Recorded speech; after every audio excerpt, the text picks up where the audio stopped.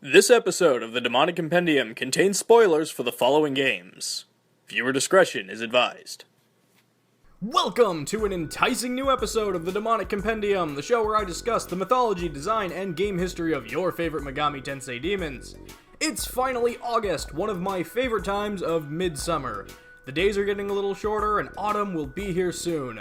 But we can still enjoy these nights to our heart's desire. And I'm excited to see how these midsummer night dreams will work out, because today, we're talking about Queen Mab. Before I even attempt to begin dissecting the mythological backgrounds of Queen Mab, I think it's important to bring up a crucial bit of information. Today's demon is actually two completely separate entities combined into one being, with Queen Mab being a combination of the fairy Queen Mab and Queen Mab of Celtic lore.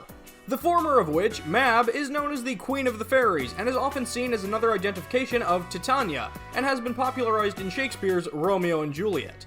The character Mercutio has a monologue in Act 1, Scene 4, where he speaks of the Queen of Fairies, with such lines as, "Oh then, I see Queen Mab hath been with you. She is the fairies' midwife, and she comes in shape no bigger than an agate stone.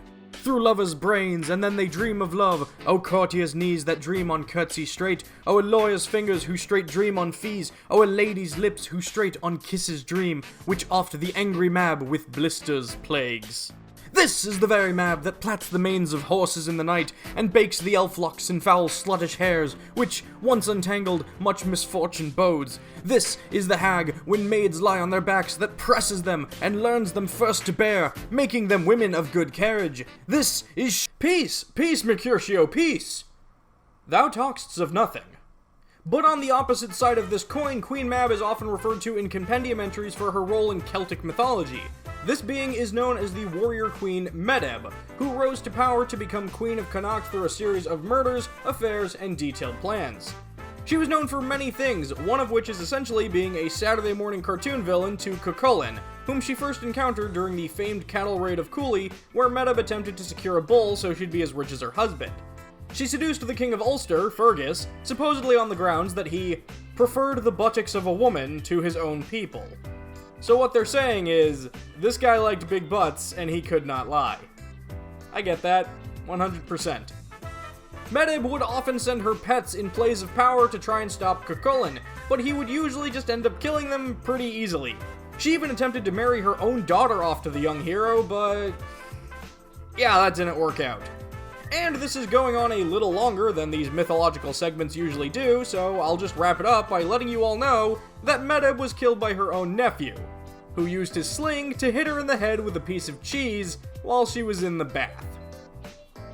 Yeah, that happened. Queen Mab's compendium entry from Persona 5 states that she is the fairy queen in Celtic myth, often identified with Titania. She would offer mead mixed with her blood to her many consorts, which, as we've discussed, showcases elements from both the Mab of Shakespeare and the Medb of Celtic mythology. As for why they handled it this way, I have no idea, but if I had to guess, it's probably due to her Japanese name being Queen Mab, which maybe they just thought covered both. Design-wise, Queen Mab certainly draws more heavily from her Celtic roots. The sword she carries resembles those used by warriors of the era and helps symbolize her status as a warrior, while her entire body is covered in patterns reminiscent of Celtic warriors' tattoos. Her red gloves possibly stem from the Irish goddess Medb Lethderg, who supposedly either was, or at least inspired, the mythos of Queen Medb, Medb Lethderg literally translating to red side. The only connection to her Shakespeare roots actually comes from a game I tend to ignore on this show, the PC title Giten Megami Tensei. Queen Mab is represented in two different demons, Mabel and Mab, whose designs are clearly modeled on the previously existing designs of Pixie and, of course, Titania, who was mysteriously absent from that game. And finally, Mab did receive a Devil Children design in one of the newest titles, but I can't tell much where her specific design comes from.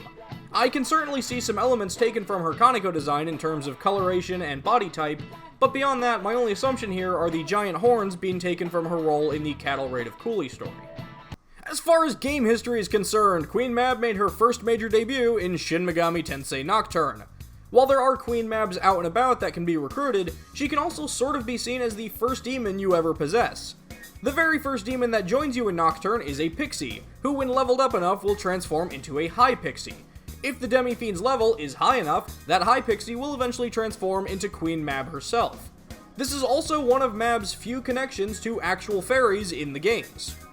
A semi-interesting note is despite all of her connections to the Shakespeare side of things, and on the Celtic side of things, she doesn't have any unique conversation options with demons from either branch of mythology, choosing to stay rather quiet when face-to-face with Cuchulainn or Titania. A pair of Queen Mab appears in Cynegima's palace in Persona 5 under the moniker of Midnight Queen. Players will receive a security keycard needed in order to progress upon defeating them. Aside from that, Queen Mab can also be executed via the electric chair in order to create the Masquerade Ribbon, a weapon for Antakamaki, capable of causing dizziness and boasts the description, a whip that sends heads spinning, which we can't deny is rather fitting for today's warrior/fairy queen. And that's actually about it, aside from appearing as a boss during a neutral series of quests in Shin Megami Tensei Imagine.